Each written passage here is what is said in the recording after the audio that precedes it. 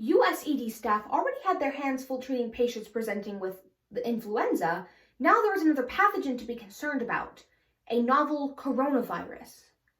It all seemed so simple, and the future overwhelmingly optimistic as we stood together and took the physician's oath into our hearts and minds. I didn't know then that the people surrounding me would become my brothers and sisters in this war on COVID-19 and science. It is from this sacred place that I write with the utmost urgency and sincerity. I plead with the American people to open themselves and read these words. As a people, we need to come together. We need to see public health efforts as just that, public health efforts, and not as dividing lines in politics. Our governor, Gavin Newsom, issued shelter in place. The governor of New York, Andrew Cuomo, said older Americans were precious.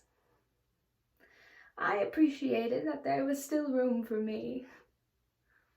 You see, I am in my 94th year. March 17th, 2020. We have all forfeited something to COVID. We have all lost. Whether it be your summer vacation, your senior year, or a family member. COVID has done nothing but take. However, the mask debate still rages on as less of a medical issue and more of a political one. Articles from Reliance Media, the Idaho Statesman, USA Today, Rolling Stone, Pointer, The Intelligencer, ABC, Independent, and the New York Post are woven with poems taken from articles from Datebook and the New York Times to create a program. Because the pandemic isn't a political issue. It's a people one. The coronavirus looks like a dog toy or a child's koosh ball with its primary color and fanciful shape. How can something so whimsical be so insidious? A viral Facebook meme claims to quote Pope Francis, calling people who've refused to wear masks and prevent the spread of COVID-19 selfish. The quote comes from Pope Francis's new book, Let Us Dream, The Path to a Better Future, which hit bookshelves Tuesday. The full quote on page 27 of the book reads, "You will never find these people protesting the death of George Floyd or joining a demonstration because there are shanty towns where children lack water or education, or because there are whole families who have lost their income. You won't find them protesting the astonishing amounts spent on the arms trade that could be used to feed the whole of the human race or school every child. On such matters, they would never protest. They are incapable of moving outside their own little world of interests." Claims that masks are dangerously incorrect, says Dr. Peter Hotz, professor and dean of the National School of Tropical Medicine at the Baylor College of Medicine. In general, for a healthy person or someone with a moderate level of disability, there is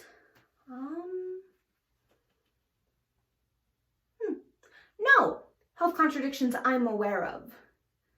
This is the price we pay for underpaying high school science teachers. Can the government legally force you to wear a mask? The answer is yes.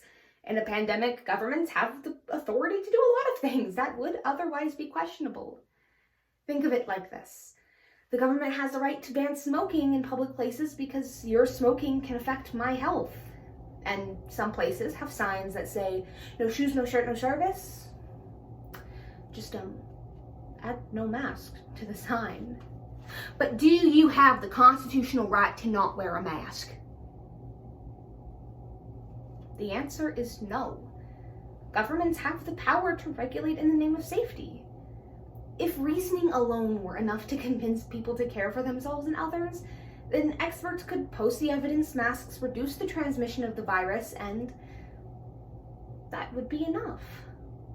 But research on seatbelt use and childhood vaccinations show that when governments make safety mandatory, people pay more attention to it. If only 1% of people die in Utah, then why don't we just have like rave parties and we can all get together and whoever gets sick, like get sick. But, and like, you know, like most people like won't die and you know, we'll all get over it.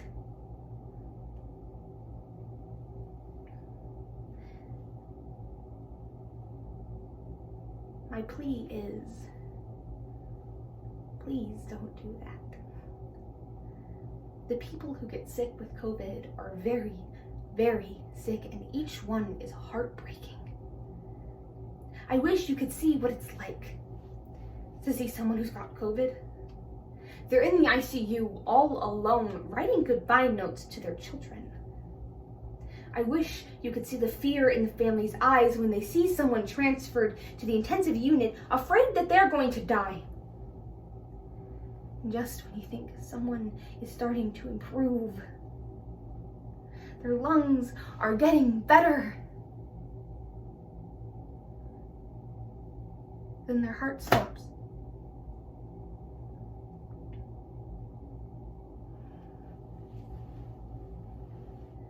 And they're gone. I don't want to play God.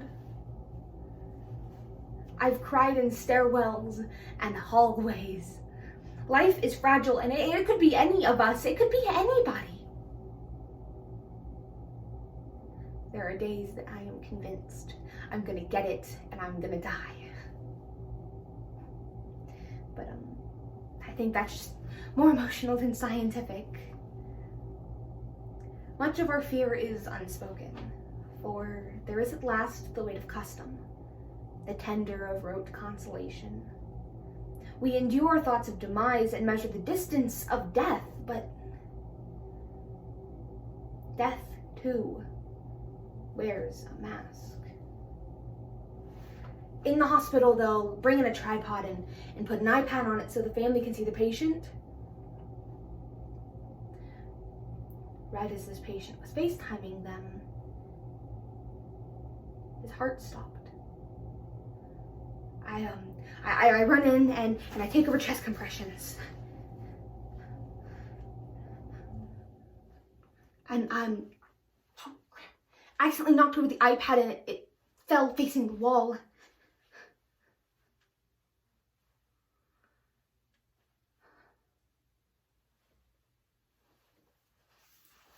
Finally, they call the code. Time of death. I see the iPad and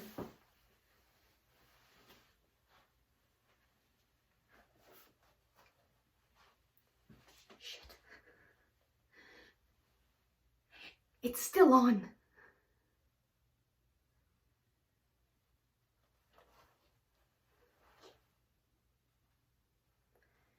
Eventually, the doctor goes over and gives him the bad news. And I just hear them screaming and wailing over FaceTime. A weary UK doctor walked out of the hospital where he spent COVID-19, where he spent New Year's Eve treating COVID-19 patients, and into a crowd of maskless protesters shouting, "COVID is a hoax." The public health initiatives have been leveraged into political platforms. I urge you to consider this. You and your life are worth more than a vote. I urge you to realize that medicine is not a business because human life is not a commodity. Yet lives are being reduced to red and blue lines in a black bubble on a ballot. If it is a hoax, let's take all of these imbeciles inside the COVID war without PPE. Let's see how brave they feel when confronted with the reality of people choking to death. Our cure will come only once the human lives around us become important to us. Our cure will come only once the human lives around us are as important as our politics.